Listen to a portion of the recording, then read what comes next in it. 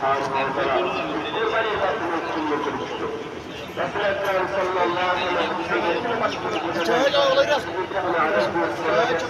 আল্লাহ সুবহানাহু ওয়া তাআলা আপনার সন্তানকে জবাই করার অর্ডার দিয়েছিলেন। এই কারণে আল্লাহ সুবহানাহু ওয়া তাআলা যখন ইব্রাহিম আলাইহিস সালাম তার পরিষ্কার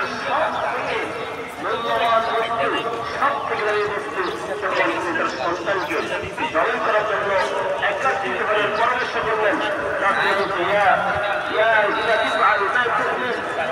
ইব্রাহিম আলাইহিস সালাম সন্তানকে কি বলেন?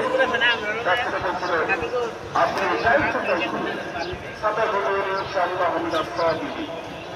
আল্লাহ চাইলে আমাকে আপনি নির্দেশকের মধ্যে করবেন।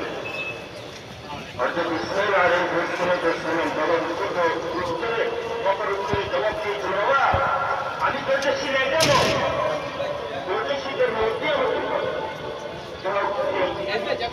আমরা অনেক সকলেই জানি। এই কাহিনীর প্রায় অনেক প্রশ্ন করবো না। এখানে বলার উদ্দেশ্য হল ইব্রাহিম আলাইহিস সালাম তার সবথেকে পুরো সবচেয়ে মূল্যবান যে বস্তুটা সেটা আল্লাহ রাসূলের কোরবানিতে এক বিন্দু প্রস্তুতি করে নেই, রিসিভ করে নেই। আল্লাহ যখনই বলছেন তিনি বলছে সেই অবস্থাকে প্রস্তুতি দিয়ে দিয়েছেন। এটা বলে প্রশংসকে কি বলে? প্রশংসকে অর্জন করে আল্লাহ রসুলকে দুনিয়াতে বাস্তবায়ন করা। সম্মানিত উপস্থিতি, আজকে যে আমরা কুরবানি দেব, এই কুরবানি আল্লাহ সুবহানাহু ওয়া তাআলার কাছে কোনো কিছু জানে কোনো কিছু জায়গা আল্লাহ কোনো কিছু করেন না, গ্রহণ করেন না।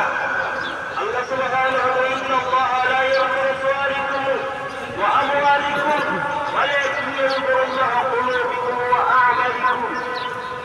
রাসূল আকরাম সাল্লাল্লাহু আলাইহি ওয়াসাল্লাম বলেন, আল্লাহ সুবহানাহু ওয়া তাআলা তোমাদের মাল সম্পদ